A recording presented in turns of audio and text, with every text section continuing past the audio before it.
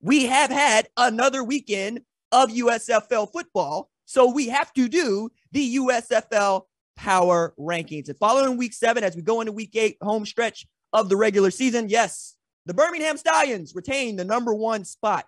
You know, there's a part of me that kind of wants to troll you and put the Generals there, but I'm not going to do that because I find that to be just a little too on the nose for moi, because that just feels like outrage. Point here is they're undefeated. And while you look at the 7-0 record, anybody that's been watching the Birmingham Stallions knows they make it dramatic every time they go out there to play, man. They start slow. They look not great offensively and then find a way to put it together in the second half. And, you know, winning is winning. And I'm the king of winning is winning. So absolutely, I'm going to count it. I kind of look at this as a college football season, right? You go 10-0. They ought to be in the playoffs. I'm glad that we, you know, have a playoff that relates to half the teams in the field getting into a tournament. Seems like a working idea. Now, one of the things that is great about the Birmingham Stallions and their win against the Pittsburgh Maulers over the weekend is they get to be healthy, or get healthy, I should say. They have a month to get healthy. They were without Scooby Wright. They were without Marlon Williams. They were without Nate Holley. They lost Victor Bolden in the second half and maybe for the rest of the season. They have some work to do. They were so depleted that they had the number 1 pick for the Stallions playing slot receiver after he was supposed to start at quarterback. Yes, Alex Magoo was out there looking great, got some wheels to him. Football slid through his hands, created an interception, but quarterbacks don't usually play receiver, and you're getting to see why. Bo Scarborough had 100 yards rushing for a consecutive week. That pickup has paid dividends already. I expect to see them continue to try to win games because that undefeated record is kind of something you want to hold up, but it won't get in the way of Skip Holtz trying to make the personnel changes he'll need to with a new expanded roster to try to give them a chance to win the inaugural USFL championship. Number 2, I kind of teased it, kind of led with it, New Jersey Generals. The Generals were the second of the 4 teams to punch their ticket to Canton with a win against the Tampa Bay Bandits, a game that they could have just as easily lost. And frankly, I kind of thought that they were gonna, the way that Jordan Tomlin was putting it together at the end of the 4th quarter. But this is also the first game for which Luis got the start and played the entire game. After seeing the 2-quarterback system work for New Jersey for the first 5 weeks, we saw DeAndre Johnson take all the snaps in week 6, and we've seen Luis Perez take all the snaps in week 7. But an unsung hero here has to be Darius Vito, as they call him, and his 30-inch thighs. That was interesting. I got to ask him about that in Birmingham. What had happened was Brock Hewitt walked up to a man and said, "Your thighs are enormous. Can I measure them?" To which Vito was like, "Strange question, but I kind of want to know how big they are myself." So Brock Hewitt, yeah, that's a flip. Brock Hewitt, you can tell I'm still thinking about what occurred on Monday Night Raw. Anyway, Brock Hewitt put the tape measure around Vito's legs and saw that it was 30 inches. For perspective here, my waist is 28 and a half. So his thighs are bigger than my waist, which is ridiculous. Also, I got a great bite from Victor saying, "Thick thighs save lives." Love that. Also in there, right, is Mike Riley just being giddy. Like, he showed me the invitation that was sent to him by the Hall of Fame Village in Canton, Ohio, where they will be playing in the playoffs at Tom Benson Pro Football Hall of Fame Stadium, and was just over the moon about it. He's very, very cool dude, and I've had a joy getting to know him and getting to know his team. We'll see if they can put together the kind of defense that they've been. Chris Dishman's defense been playing lights out. Shalom Luani might be the best safety in the league, probably is. Can they keep that going through the July 4th weekend? That's the question. Number 3, the New Orleans Breakers, who won the first ever overtime game in USFL's history. Now, they also got to participate in what I think is a really cool and interesting format, which was a best-of-3 shootout. Both teams got basically 2 or 3 opportunities to go for 2 from the 2-yard line.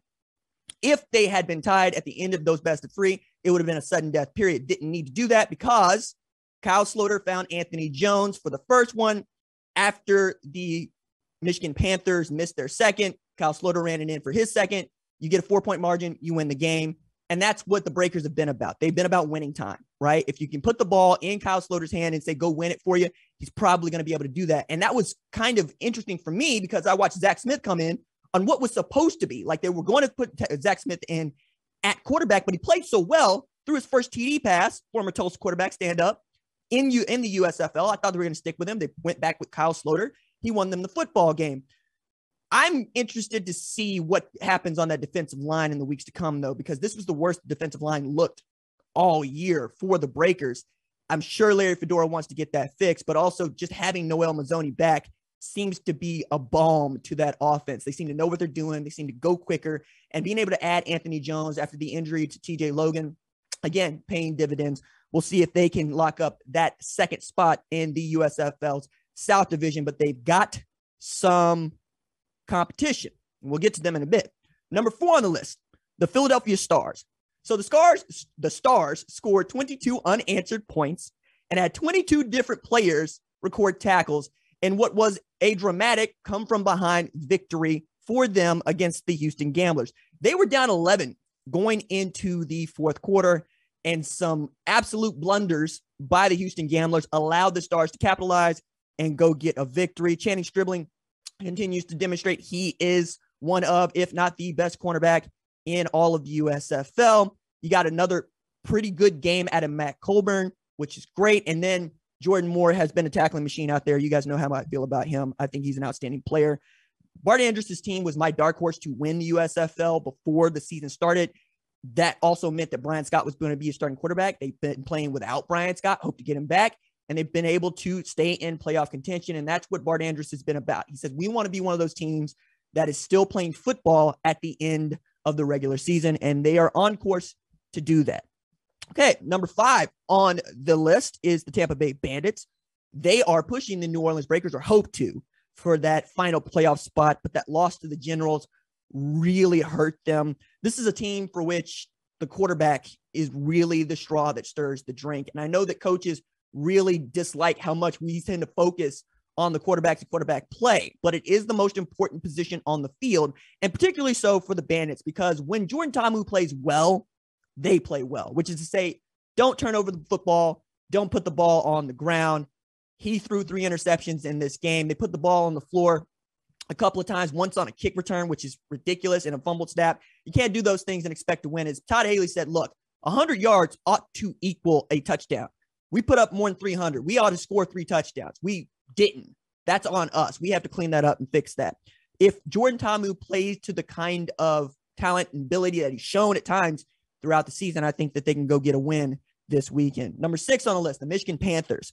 Perhaps no team has been more unlucky in close game situations than Jeff Fisher's Michigan Panthers. After releasing number 1 overall pick Shea Patterson, who was picked up by the New Orleans Breakers in a bit of gamesmanship, they went with Josh Love, who had started the season for the Pittsburgh Maulers, and he quarterbacked them into what was going to be a winner until Taylor Bertolet came through with 1 second on the clock to tie the game after what was really the play of the game earlier, where Kyle Sloter found Jay Adams on a duck, a complete, I don't want to say fluke, but my man was rolling to his left, throwing on his right foot, didn't see it, got hit, and the ball was floating in the air. Jay Adams comes down with it, and they managed to get a timeout with 1 second left, and that is how you get the beginning of the end for that game. But I really thought that the Panthers showed me a lot in as far as running the football, taking care of the football.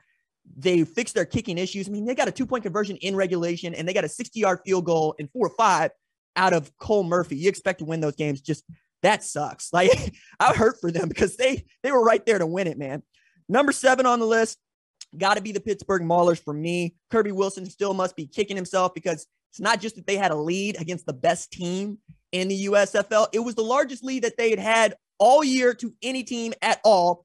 And it happened just as soon as they scored their first touchdown in the first half all year long. They led 7-3. That game ends up getting away from them at the end.